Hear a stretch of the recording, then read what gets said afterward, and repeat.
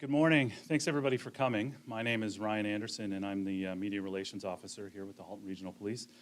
Today the HRPS is going to be providing details regarding Project Cyprus. This is a 6-month-long drug trafficking investigation that has resulted in the largest firearm seizure in the history of our service. Members of our 2-district street crime team led a complex investigation targeting a high-level drug trafficking network operating throughout the Greater Toronto Area.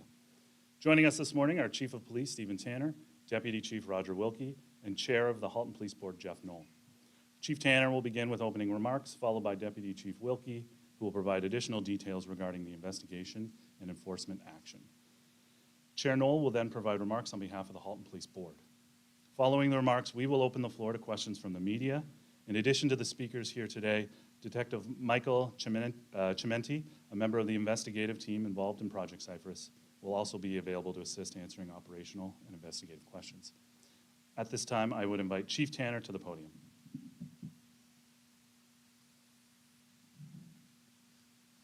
Thank you, Ryan, and thank you to all of our media partners for being here today. We really appreciate it.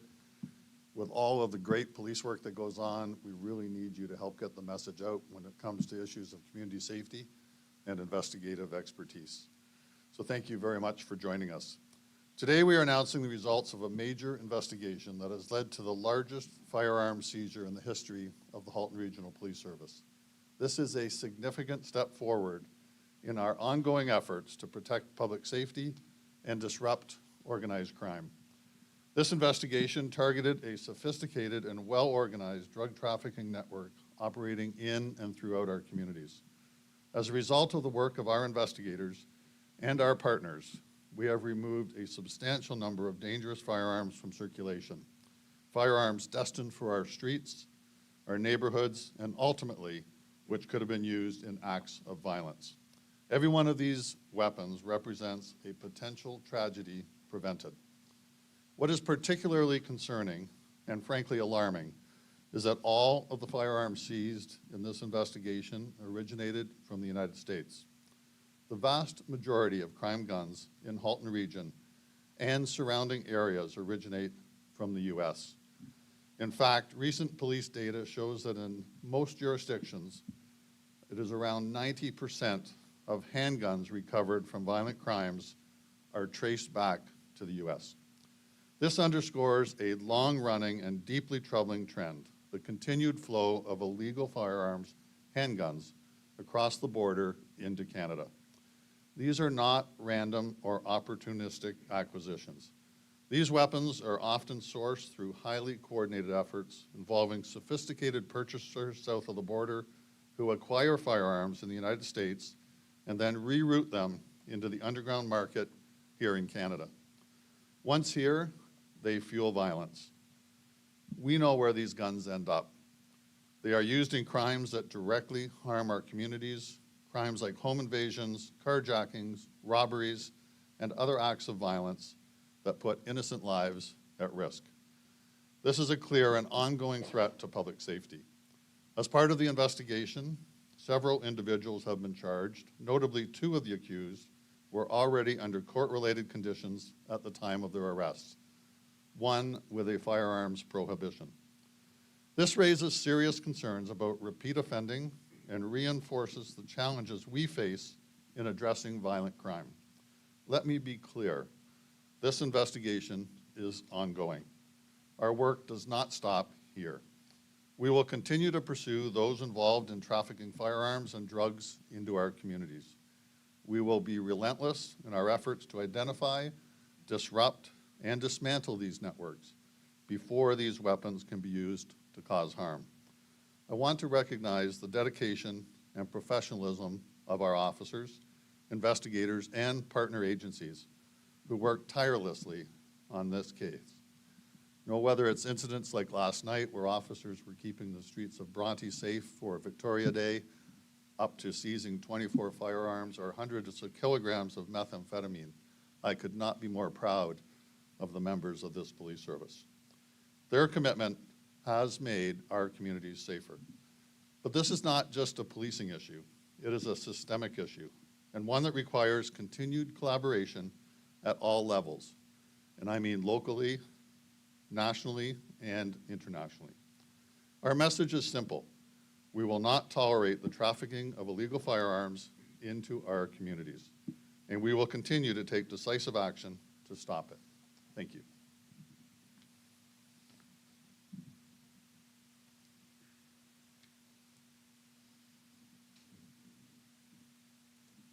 Good morning. What we are announcing today is not just a significant seizure. It's the result of a complex investigation targeting organized crime at its core. Project Cyprus required exceptional coordination, dedication, and investigative expertise. This operation involved months of intelligence gathering, resourcing, effort, and frankly, the police work and results that our community expects and deserves. Over the course of 6 months, investigators dismantled a sophisticated drug trafficking network operating across several jurisdictions. Our team prepared over 75 judicial authorizations throughout the investigation and executed 9 search warrants on residences and vehicles in Vaughan, Richmond Hill, Toronto, and Oshawa. The following 4 individuals have been arrested and are facing more than 30 serious criminal charges in connection with this investigation. Taven Moulton, 31 years of Oshawa. Du Chao Jason Shui, 29 years of Richmond Hill. Sebastian Machado, 26 years of Toronto. And Todd Woodman, 36 years of age, of Mississauga. A total of 24 handguns ready to hit the street were seized. It's our belief that this seizure has prevented shootings and saved lives. As a result of the search warrants, investigators also seized 20 prohibited large capacity magazines and ammunition, 16.5 kilograms of cocaine, more than 16,000 oxycodone tablets, liquid hydrocodone, liquid codeine, and more than $375,000 of bundled Canadian currency and cryptocurrency.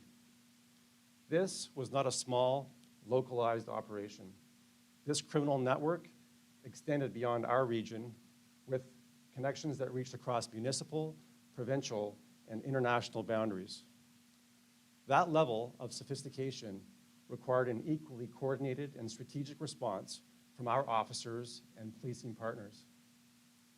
Our officers worked tirelessly, day and night, to identify key players, map out distribution networks, and dismantle an operation that was supplying illegal firearms and dangerous drugs to our communities. As for the seized handguns, they are being smuggled across the border by any means possible, concealed in vehicles and trucks, transported along marine routes, and even brought over in personal luggage. We're also seeing the use of hidden compartments and other techniques to evade detection. And despite organized crime efforts, this seizure and the removal of these potential crime guns from the street is an example of proactive and intelligence-led policing at its finest. We are identifying threats early, disrupting criminal networks, and putting a significant dent in the ability to operate and harm our communities. Canadians, Ontarians, and the residents of the Halton region have the right to feel safe. The smuggling of illegal firearms into our communities, fueling violence and threatening our sense of security, goes against who we are. It targets our families, our neighborhoods, and our way of life. We will not tolerate those who profit from violence and crime. We will not tolerate those who traffic weapons in our communities. And we will not tolerate organized criminal networks and put lives at risk. We will continue to relentlessly pursue the criminal element, work in collaboration to cut off supply of illegal firearms and drugs. We will hold these bandits accountable, and we will serve and protect our communities. Again, I want to commend the investigative tenacity of our women and men of our street crime unit and those who assisted in this investigation. They serve with our community with pride, with dedication, and professionalism. I want to thank them.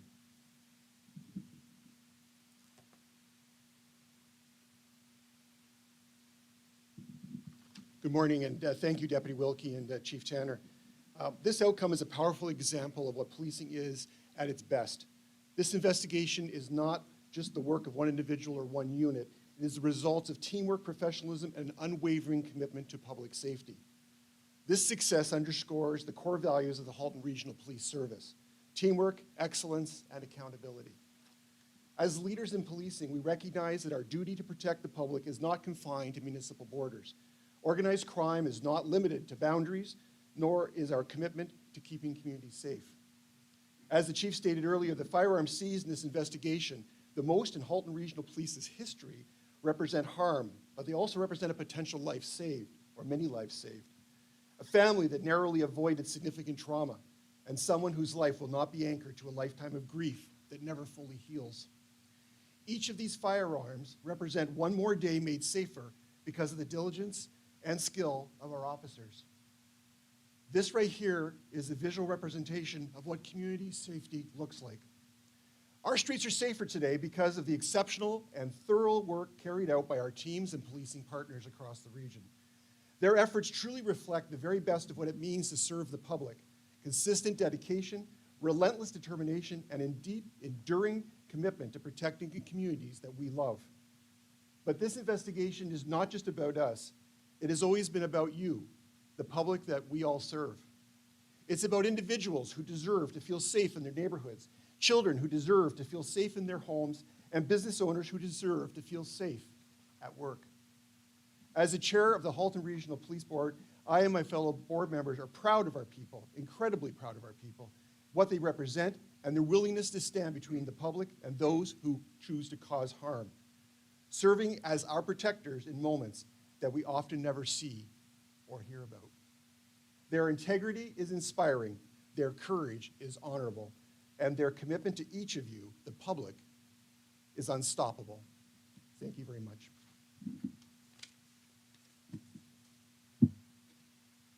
Thank you, Chair. So at this time, we're going to open up to questions from the media. Please direct your question to the chief, deputy chief, or Detective Chimenti. We do have a microphone set up on the left there. You can see it. It's on my left. Just take turns stepping up to the mic, and we'll open it up now.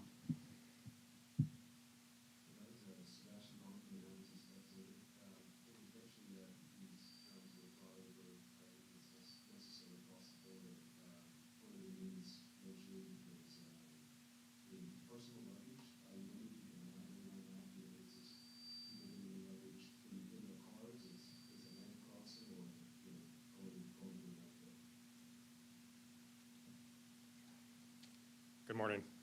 I would say the most common ways they're being smuggled is simply being in people's luggage. As our chief mentioned, it can also be concealed in hidden compartments that we commonly refer to as traps. Those hidden compartments can be in people's personal vehicles as well. We've seen them in transport trucks, but those are the most common ways they're smuggled into Canada.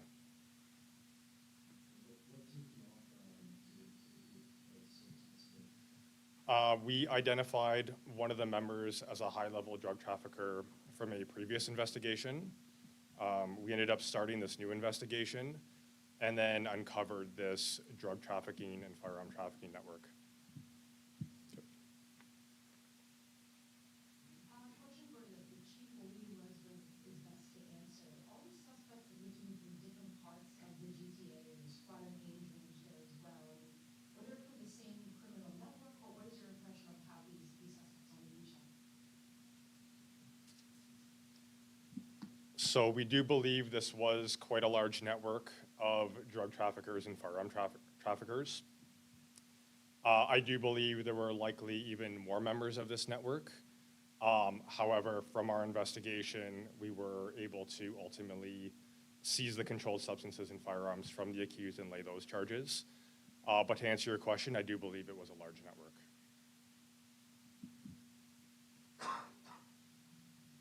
And it's going to be very good to know who would be best to answer this. But why maybe do you find potentially we're seeing more of these gun-related seizures in regions like Halton? Why Halton region, I guess, in this investigation in particular? No, thank you for the question. Firearms on our streets all across the GTA and beyond the GTA and Hamilton. There are more firearms, I believe, now than there ever has been before. So they are going to at times be here in Halton, just as they might be in downtown Toronto or in Mississauga, Brampton, Hamilton, anywhere else. So I think what you're seeing is a tip of an iceberg of a very prevalent issue where firearms are too readily accessible to dangerous criminals because of their ability to still bring them across the border. When we talk about handgun firearms specifically, as I mentioned, 90% are brought here from the United States, whether they're stolen or bought there for the purpose of smuggling. And the organized crime groups here that are trafficking firearms and using firearms in violent offenses know how to get their hands on them, unfortunately. It leads to other issues that we need to address at the border at different levels of the federal government. But do you find, you know, as you're overseeing Halton Region, the Halton Regional Police, in this case, that maybe criminals are finding it, I don't want to use the word easier, but they're just finding it better to maybe funnel it in certain regions as opposed to Toronto? They're maybe going to York Region because they feel like they can distribute the handguns easier in that sense, or Peel Region, or in this case, Halton Region. No, I think they're actually everywhere, and in this instance, it was our investigators that uncovered this cell of individuals and were able to seize these firearms that you see here today, but it's going on in every one of those jurisdictions. Chief, I'm not sure if the question will answer, but how long was this investigation process? I'd certainly turn it over to the investigators, but I think it was about 6 months. The investigation was carried on into some drug trafficking activity and then evolved into all of this as well. And lastly, you were mentioning how all of these weapons were funneled through the United States or at least purchased there. Are you seeing a huge rise in that type of distributing or maybe a moderate rise in those circumstances? I think it is extremely high, the number of firearms that are still coming into Canada from the United States. And actually through, and to give credit to the Criminal Intelligence Service of Ontario, our provincial bureau, which deals with criminal intelligence at a provincial level, that's where we get the sort of statistics through their firearms tracing programs, who also work with some organizations south of the border, where we know that 90% of our handguns that are used in violent crimes or in crimes are from the U.S. and they're sourced there. What is the connection to the Halton region with this group? Like, it's just regionally, it seems like all this was found outside of the region. So where is Halton coming from? So to be clear, this drug and firearm trafficking network was operating in various regions. That included Toronto, York, Durham, and specifically Halton. During our investigation, I believe there were actually trafficking controlled substances and firearms in our region. So the actual trafficking was taking place here. This is the biggest seizure of firearms in this service. Can you kind of give me an idea? Is this like just a drop in the bucket, so to speak, in terms of what's out there? Yeah, I know, it's a very good point. And I would say, sadly, there are many more firearms still out there. And our investigators, I know the investigators in all of the services across the GTA and in Ontario will be working on that, but they are far too available. It used to be rare in the 80s and 90s, and I can speak to that, if we found one firearm in a car or after the commission of an offense. Now, with home invasions and carjackings, we're seeing firearms all the time. And it does not surprise me if 3 or 4 times a week I read and update reports that firearms have been used and possibly seized as well as a result of our investigations on a weekly basis. Last one. How easy is it for someone to get one of these, and how much does it cost? Too easy. I'll let the experts talk to the cost. Regarding the costs of the firearms, the prices can vary and range depending on if you're in Northern Ontario or in the GTA, and the same goes with controlled substances. I would say the most common cost of a Glock handgun that you see here on the street is about $5,000. Likely by contacting a firearm trafficker, like one we arrested in this investigation. There's numerous ways. Yes, it has been done online before. It's usually facilitated through like a middleman, someone they would know that's involved in this type of criminal activity. Okay. How close are they going to be with the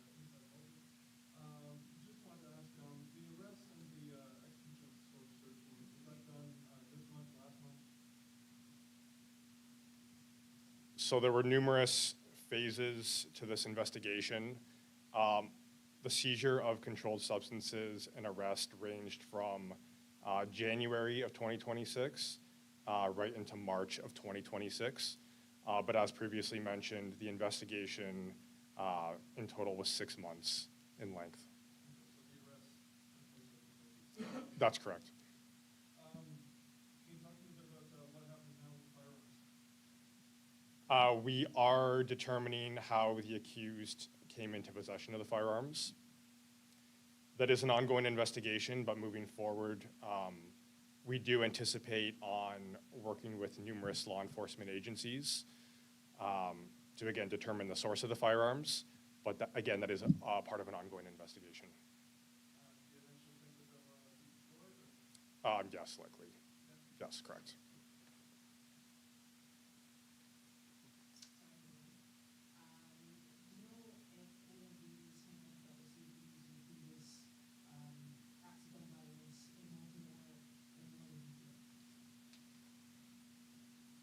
So as of right now, there's no evidence to suggest that these handguns seized were used as crime guns for any other crime in the GTA. And those that have been arrested and are currently facing charges, were any of them out on bail at the time that they were arrested for this investigation? Not on bail. One of the accused had a firearms prohibition order, as previously mentioned, from previous criminal offenses. Another one of the accused was out on a release order for previous criminal charges, and as a result of our investigation, they were failing to comply with those orders and subsequently charged. We're going to leave it at that. Thanks, everyone, for attending today. A digital copy of the media release will be sent out shortly, along with photos of the seized items. Thanks, everybody.